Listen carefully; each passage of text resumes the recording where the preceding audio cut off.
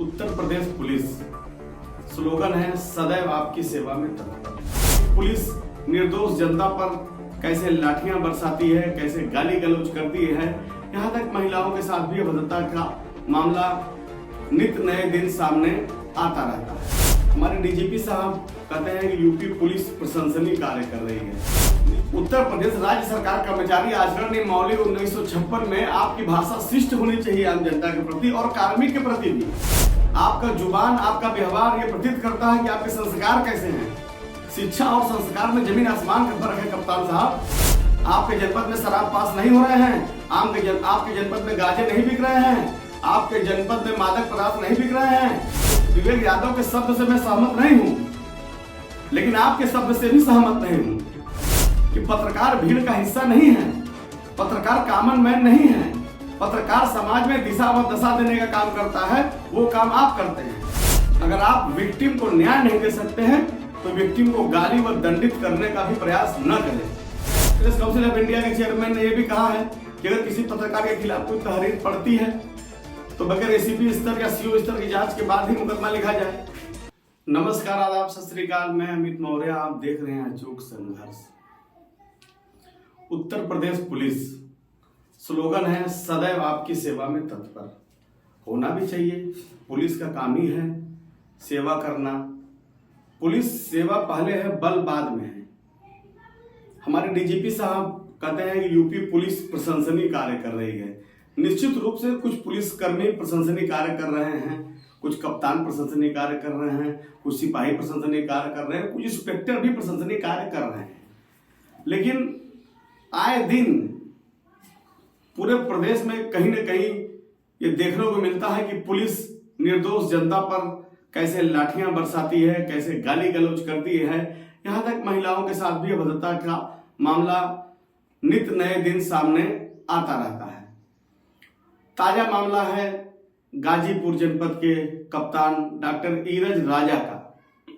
इन्होंने एक पत्रकार को उठवाने की धमकी दी, बहुत ही अभद्र भाषा का प्रयोग किया, तल्ख भाषा का प्रयोग किया, जो कहीं से उचित प्रतीत नहीं हो रहा है।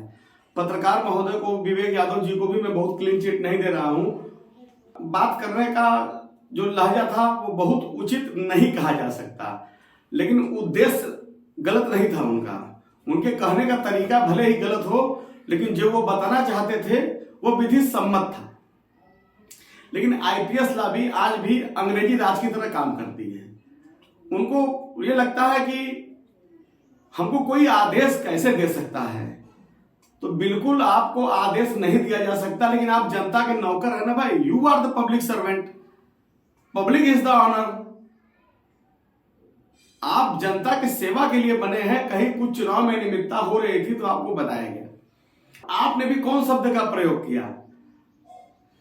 उत्तर प्रदेश राज्य सरकार कर्मचारी आचरण नियमावली 1956 में आपकी भाषा शिष्ट होनी चाहिए आम जनता के प्रति और कार्मिक के प्रति भी। कप्तान साहब, ये अंग्रेजी राज नहीं है। देश आजाद हो चुका है। आप लोग ब्रिटानिया हुकूमत की पुलिसिंग से बाहर निकलिए। और आपने एक शब्द और कहा पत्रकारों के लिए कि तुम लोगों की गुंडाई बहुत बढ़ गई है। ये बात तुम लोग से क्या मतलब है? आप सारे पत्रकार कौन को गाली दे रहे हैं? इसका मतलब गुंडाई शब्द का क्या मतलब है? कौन पत्रकार गुंडाई करता है?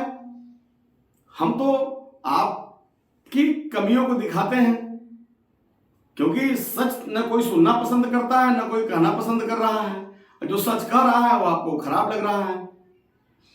तो गुड पुलिसिंग के लिए गुड बिहेव भी होना चाहिए। आपका जुबान, आपका व्यवहार ये प्रतीत करता है कि आपके संस्कार कैसे हैं। शिक्षा और संस्कार में जमीन आसमान का फर्क है कप्तान साहब।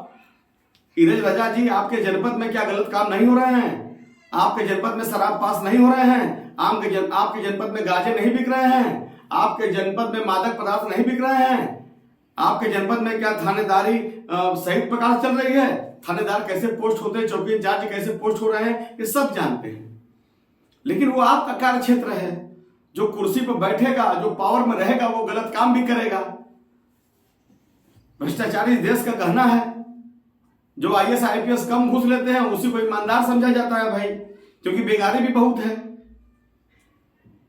बेगार तो इतनी है कि पूछिए मत। आप लोग को भी बेगारी करनी पड़ती है। सिविल की पोस्टिंग वही नहीं मिल जा रही है इस सरकार में। यहां भी डीएम एसपी की पोस्टिंग कैसे हो रही है सारे जान रहे हैं। उस पर मैं कहना नहीं चाहता, वो शासन का नियम, वो परंपरा चलती रहेगी। सरकार किसी की भी हो, डीएम एसपी की पोस्टिंग सिस्टम को फॉलो करके होती है और होती रहेगी। कुछ चुनिंदा आईएएस आईपीएस है जो अपने काम के क्षेत्र पर ही चार्ज पाते हैं, बाकी 90% आईएएस आईपीएस सेवा करके मेवा पाते हैं। लेकिन आपने जो भाषा बोला पत्रकारों के लिए, मैं फिर विवेक यादव के शब्द से मैं सहमत नहीं हूं, लेकिन आपके शब्द से भी सहमत नहीं हूं। According to the chairman press council of India honourable ex justice Markandey Katju, उन्होंने कहा है कि पत्रकार भीड़ का हिस्सा नहीं है, पत्रकार कॉमन मैन नहीं है, पत्रकार समाज में दिशा व दशा देने का काम करता है, वो काम आप करते हैं। देखा जाए तो पत्रकार और पुलिस का काम एक है, पीड़ित पक्ष को न्याय देना। अब दोनों के कार्य करने का तरीका एक है, सोर्स ऑफ इंफॉर्मेशन। तो निश्चित रूप से आप आईपीएस हैं, आप एक बहुत ही सम्मानित और संवैधानिक पोस्ट पर हैं। भारतीय संविधान ने अगर काम करने की स्वतंत्रता की आजादी आपको दी है, उसी संविधान ने भारत के प्रेस को भी स्वतंत्रता दी है। उद्देश्य इस वीडियो का आपकी निंदा करना नहीं है, उद्देश्य इस वीडियो का है कि आप बहुत बड़े पद पर हैं, आपका काम है विक्टिम को न्याय देना। सरकारें किसी की भी हो, डीएम एसपी के ऊपर पॉलिटिकल दबाव रहता है, यही तो शुरू से चला आ रहा है, यही तो नहीं बदला हुआ। पहले अंग्रेजों के समय में भी आवाज उठाने पर लाठी जेल मिलती थी, और आज आजादी के बाद भी आवाज उठाने पर लाठी और जेल ही मिल रही है। सत्ता के इशारे पर पुलिस काम कर रही है, करती है और आगे भी करती रहेगी। लेकिन आपने खाकी वर्दी पहना है, ये 5 साल पर नेताओं की तरह बदलती नहीं है। इस वर्दी की कुछ गरिमा है। अगर आप विक्टिम को न्याय नहीं दे सकते हैं तो विक्टिम को गाली व दंडित करने का भी प्रयास न करें। पत्रकार एक समाज का एक ऐसा चेहरा होता है जो समाज को और हर एक लोग को, कहीं आप भी अगर कभी उत्पीड़न का शिकार हो, आप कहीं सुनवाई नहीं हो रही तो आप भी चाहते हैं कि हमारा मैटर की समाचार पत्र में छप जाए। ऐसा नहीं कि आईएएस आईपीएस का उत्पीड़न नहीं होता, भाई उनका भी उत्पीड़न होता है, क्योंकि एक के ऊपर एक बैठे हैं ऊपर। पत्रकारों पर मुकदमा लिखना सगल हो गया है, हर आईपीएस खुन्नस खा कर बैठा है, हर थानेदार कोई तहरीर मिलती है बगैर जांच के मुकदमा लिखा जाता है। प्रेस काउंसिल ऑफ इंडिया के चेयरमैन ने यह भी कहा है कि अगर किसी पत्रकार के खिलाफ कोई तहरीर पड़ती है तो बगैर एसीपी स्तर या सीओ स्तर की जांच के बाद ही मुकदमा लिखा जाए। लेकिन यहां तो अमृतकाल चल रहा है, राम राज चल रहा है, ये लोकतंत्र नहीं है, ये ठोक तंत्र हो गया है। लोकतंत्र को कुछ आप जैसे आईएएस आईपीएस ने ही ठोक तंत्र में तब्दील कर दिया है। तो गलती मानव स्वभाव है, गुस्सा भी मानव स्वभाव है। हो सकता है आपको उसके बात करने का ढंग बहुत खराब लग रहा है, आपको लगा कि वो हमको आदेश कैसे दे सकता है। जैसे न्यायालय भी अपराध का अलग अलग चीज डिफाइन करता है। जैसे हत्या होती है तो हत्या का उद्देश्य देखा जाता है कि भाई कहीं नाली का लड़ाई झगड़ा हो रहा है, ईटा फेंक के मार दिया मर गया, तो उद्देश्य हत्या का नहीं था। तो उसके कहने का ढंग ये नहीं था कि वो आपको आदेश दे रहा है, उसके कहने का मतलब ये था कि कहीं गलत हो रहा है, आपको संज्ञान दिया।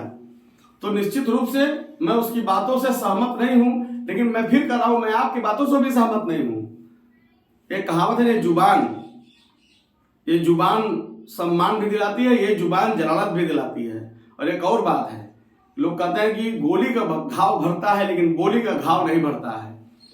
तो मैं तमाम पुलिस के समस्त छोटे बड़े अधिकारी कर्मचारी से कहना चाहता हूं कि बगैर पुलिस के सभ्य समाज की स्थापना नहीं की जा सकती। अगर पुलिस न रहे तो समाज में नंगा नाच जंगल राज हो जाएगा। पुलिस के भी बहुत अजीब फसाने हैं, यहाँ तीर भी चलाने हैं और परिंदे भी बचाने हैं। आपको कार्रवाई भी करनी है, साथ साथ ये ध्यान भी रखना है कि कोई निर्दोष भी इसके जाल में न फंसे।